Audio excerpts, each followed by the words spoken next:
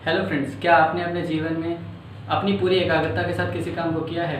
अगर आपका जवाब हाँ है तो मुझे लगता है कि आपको उस काम को करने में बहुत खुशी मिली होगी और उस काम के परिणाम भी आपको बहुत अच्छे मिले होंगे। इसके पीछे एक ही कारण है और वो है आपकी एकाग्रता यानी कि कॉन्सेंट्रेशन। मानव स्वभाव से ये चंचल प्राणी होता है और चंचलता के कारण ही कई बार एक बुद्धिमान व्यक्ति भी अपनी सफलताओं को असफलता का रूप दे देता है। बुद्धिमान और कम बुद्धिमान व्यक्ति समाज में ही होते हैं और उन दोनों में ज़्यादा फर्क नहीं होता है, बस एक ही फर्क होता है एकाग्रता का।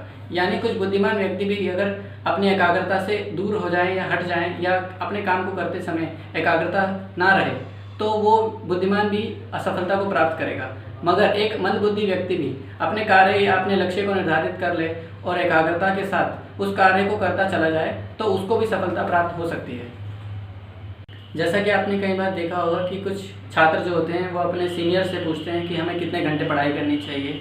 दरअसल मैं उनको बताना चाहता हूँ कि उनका कितने घंटे पढ़ाई करना चाहिए जैसा सवाल ही गलत है।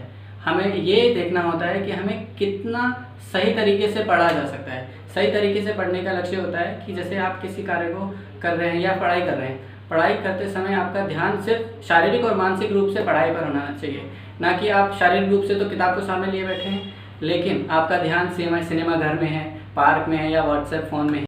तो एकाग्रता है क्या? किसी भी खास बिंदु या विषय पर ध्यान केंद्रित करने की जो क्षमता होती है वही एकाग्रता है। एकाग्रता की कमी के कारण कई प्रकार की नकारात्मकताएं आ जाती हैं, जैसे कि तनाव, चिड़चिड़ापन, गुस्सा, अपराध की भावना, हीन भावना और आत्मनियंत्रण, व्यवहार नियंत्रण जैसी चीज़ों को हम खो देते हैं, जिसके कारण हम पारिवारिक और सामाजिक विकार बन जाते हैं। एकाग्रता को बढ़ाने या फिर मन की चंचलता को कम करने के लिए हमारे पास 3 तरीके हैं। पहला है स्वाध्याय, दूसरा है बिहेवियर, तीसरा है सरलता से कठिनाई की ओर या कठिनता की ओर। सबसे पहले बात करते हैं स्वाध्याय की। स्वाध्याय में यदि आप किसी चीज़ को पढ़ते हैं, उसको पढ़ने के बाद उसी समय या फिर बाद में आपको उस पर विचार करना है कि आपने उस पुस्तक से क्या सीखा और उस पुस्तक को पढ़ने या उस विषय में जानने से पहले आपको उसमें कितना ज्ञान था, इसके बारे में विचार करें। दूसरा है बी हियर। जैसे कि आप किसी भी काम को कर रहे हैं या पढ़ाई करते हैं तो उस समय क्या होता है, आप शारीरिक रूप से तो यहीं पे होते हैं बट आपका माइंड जो होता है वो कहीं और चला जाता है। तो अपने माइंड को बार बार, अपने मन को बार बार उस काम पर बुलाना है और इसी को करते रहेंगे तो आप अपनी एकाग्रता को बढ़ा सकते हैं। अब तीसरा है सरलता से कठिनाई की ओर। जैसे आप किसी काम को कर रहे हैं, मतलब आपके पास कई सारे काम हैं, तो उनमें से कौन से काम को पहले करना है, कौन से को बाद में करना है, ये आप पर निर्भर करता है। कुछ लोग होते हैं कि सरल काम को पहले कर लेते हैं, आसान काम को, और मुश्किल कामों को बाद में करते हैं। और कुछ लोग होते हैं कि कठिन काम या मुश्किल कामों को पहले कर लेते हैं और सरल कामों को बाद के लिए छोड़ देते हैं।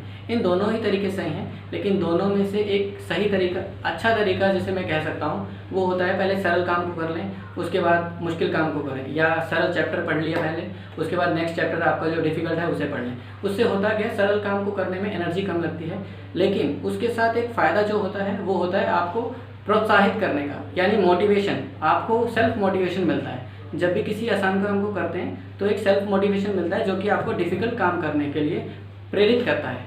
इसीलिए आपको सरल काम को पहले करना चाहिए और मुश्किल काम को बाद में, लेकिन आप अपनी शारीरिक क्षमता और एकाग्रता के अनुसार कठिन काम को पहले भी कर सकते हैं, ये आप पर निर्भर करता है। Thank you. इस तरह आज हमने एकाग्रता बढ़ाने के 3 तरीकों को सीखा है। इसी तरह की और वीडियोज़ को देखने के लिए हमारे चैनल को सब्सक्राइब करें। धन्यवाद।